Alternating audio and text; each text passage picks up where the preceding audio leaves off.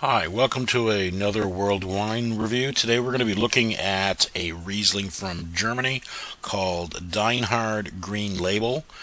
It's a wine I've been drinking for a while and I very much enjoy, and I thought it would be worthwhile sharing with you. This wine is classified as Deutscher Qualitätswein Mosel.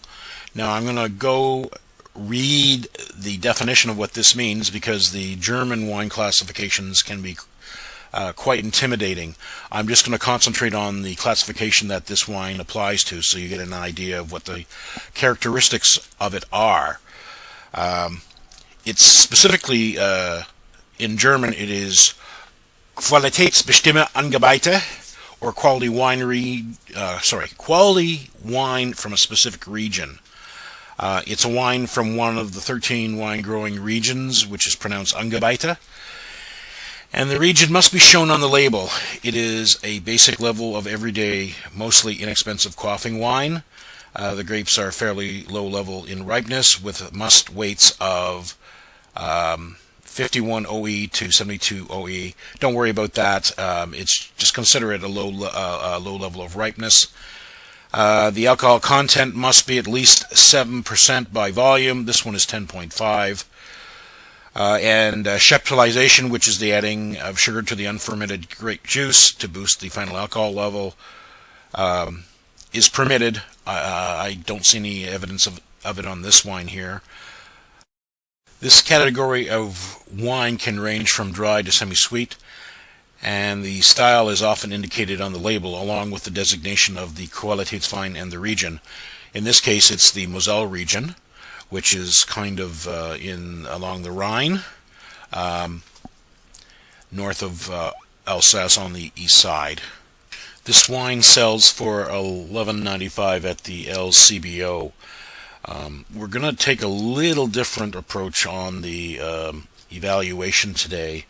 I have graduated from the level 2 certificate level of the WSET, so I'm going to be using their method to evaluate the wine. After the evaluation, I'm going to go back to a more normal commentary, using a lot more of the metaphor to describe how I rate this wine. Okay, let's pour a sample.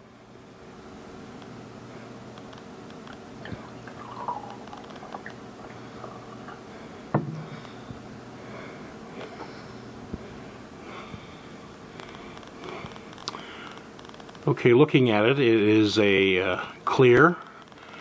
It is a very pale lemony color, almost totally clear. Let's take a sniff.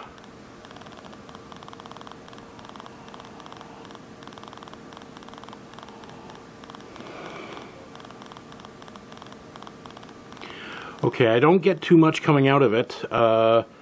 The nose is clean. There's nothing wrong with it. It is very light. Has some slight citrus notes, although they're not very well defined. Okay, let's take a little taste.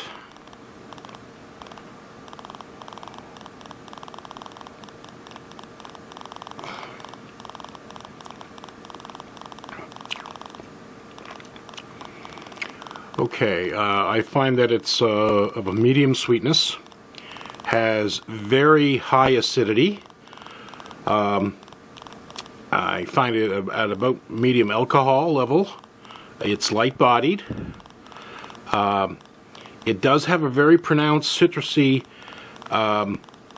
flavor characteristics of lemon, grapefruit, green apple, and it has a very long finish. All in all, quite good.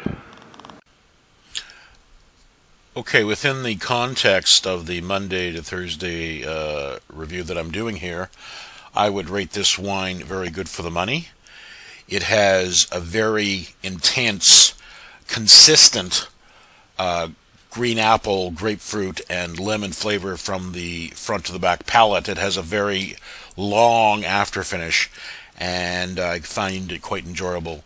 I think it is especially suited for sweet tasters and maybe hypersensitives, and I would put it with anything, especially steak, but I mean, obviously you put it with whatever food you feel it goes with. I rate it 88. Regular. Monday to Thursday is 93. I've tasted this wine many different times. It's been consistently good each time. I consider this a reliable standby if you don't know what else to get, and it's a definite recommend for me.